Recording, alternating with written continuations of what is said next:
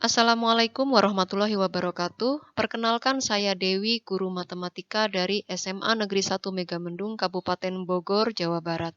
Pada kesempatan kali ini saya akan memaparkan sebuah permasalahan mengenai pembelajaran yang saya temukan saat mengajar di kelas.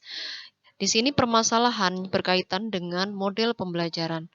Sebelumnya, akar permasalahan yang pertama adalah banyak peserta didik hanya mampu menghafal materi pelajaran matematika yang diterimanya, tetapi tidak memahaminya. Mereka biasa diajarkan dengan menggunakan sesuatu yang abstrak. Kemudian yang kedua, sebagian besar dari peserta didik tidak mampu menghubungkan antara apa yang mereka pelajari dengan bagaimana pengetahuan tersebut akan dipergunakan atau dimanfaatkan. Berikutnya, untuk permasalahannya, yang pertama adalah bagaimana menemukan cara terbaik untuk menyampaikan sebuah konsep sehingga peserta didik dapat menggunakan dan mengingatnya lebih lama. Yang kedua, bagaimana setiap mata pelajaran dapat dipahami sebagai bagian yang saling berhubungan dan membentuk satu pemahaman yang utuh. Ketiga, bagaimana siswa dapat membuka wawasan berpikir yang beragam sehingga mereka dapat mempelajari berbagai konsep dan mampu mengaitkannya dengan kehidupan nyata. Berikutnya, bagaimana seorang guru dapat berkomunikasi secara efektif dengan peserta didik yang selalu bertanya-tanya tentang alasan dari sesuatu, arti dari sesuatu, dan hubungan dari apa yang mereka pelajari. Nah, di sini alternatif solusi yang akan saya pergunakan adalah menerapkan problem-based learning dalam pembelajaran. Di sini disingkat PBL atau pembelajaran berbasis masalah. Di sini pembelajaran berbasis masalah atau PBM adalah pembelajaran yang menggunakan masalah nyata dan yang tidak terstruktur dan bersifat terbuka sebagai konteks bagi peserta didik untuk mengembangkan keterampilan menyelesaikan masalah dan berpikir kritis serta sekaligus membangun pengetahuan baru. Kemudian tujuan dari pembelajaran berbasis masalah yaitu mengembangkan kemampuan berpikir kritis dan kemampuan pemecahan masalah dan sekaligus mengembangkan kemampuan peserta didik untuk secara aktif membangun pengetahuannya sendiri. Prinsip pembelajaran berbasis masalah yang pertama adalah menggunakan masalah nyata sebagai untuk mengembangkan pengetahuan, kemampuan berpikir kritis, dan memecahkan masalah. Yang kedua adalah masalah itu bersifat terbuka atau open-ended problem, kemudian berpusat pada peserta didik, student-centered, dan kolaborasi antara peserta didik sangat diperlukan. Kemudian langkah-langkah pembelajaran berbasis masalah ada 5 tahap. Yang pertama adalah mengorientasikan peserta didik terhadap masalah.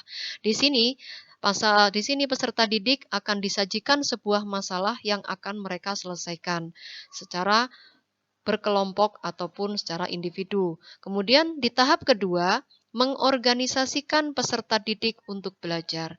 Jadi mengatur terlebih dahulu atau mengorganisasikan untuk siap menyelesaikan masalah yang mereka dapatkan dari penyajiannya. Kemudian yang ketiga adalah membimbing penyelidikan individual maupun kelompok. Jadi dari masalah yang disajikan mereka akan terbimbing untuk melakukan penyelidikan secara individual maupun kelompok. Kemudian tahap yang keempat adalah mengembangkan dan menyajikan hasil karya. Jadi masalah yang mereka hadapi atau yang mereka selesaikan, yang mereka selidiki, mereka akan berusaha untuk mengembangkannya dan kemudian akan mereka gunakan untuk disajikan berupa hasil karya, yaitu secara presentasi ataupun secara portofolio. Kemudian di tahap kelima adalah menganalisis dan mengevaluasi proses pemecahan masalah. Di sini mereka akan belajar untuk menganalisis dari hasil yang mereka dapatkan tadi, hasil pekerjaan mereka, kemudian mengevaluasi dan menyimpulkan bersama. Maka penilaian PBM yang paling tepat adalah pemecahan masalah dalam bentuk penilaian kinerja. Nah, di sini saya melakukan PTK, penelitian tindakan kelas, di kelas 11 IPA 2, di mana hasil PTK yang saya dapatkan dengan penerapan pembelajaran berbasis masalah, hasil analisis penilaian pengetahuan menunjukkan angka persentase 82,5% dengan kategori baik, Kemudian hasil analisis dari penilaian keterampilan berupa diskusi kelompok, yaitu menunjukkan angka 85% juga masuk dalam kategori baik. Kemudian hasil angket respon siswa setelah menerapkan pembelajaran problem-based learning menunjukkan angka 87,5%, di mana ternyata pembelajaran berbasis masalah ini bisa membantu meningkatkan pemahaman konsep matematis siswa. Demikian permasalahan dan pemecahan masalah yang saya sampaikan.